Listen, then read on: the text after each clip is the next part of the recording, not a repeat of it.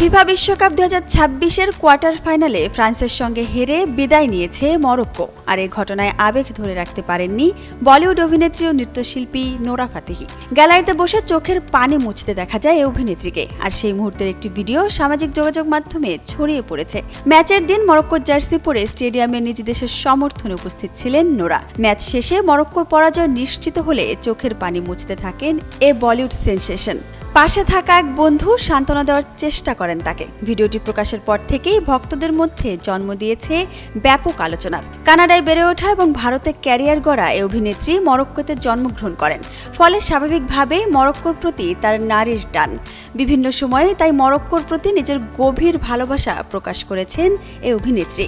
গত কয়েক বছর ধরে নোরা ফাতেহি ফিফা বিশ্বকাপের সঙ্গে ঘনিষ্ঠভাবে যুক্ত রয়েছেন। এবারের আসরের উদ্বোধনী পরিবেশনাতেও অংশ নিয়েছেন তিনি। পাশাপাশি তার অফিসিয়াল বিশ্বকাপ গান সিরসির টুর্নামেন্ট জুড়েই ছিল আলোচনায়।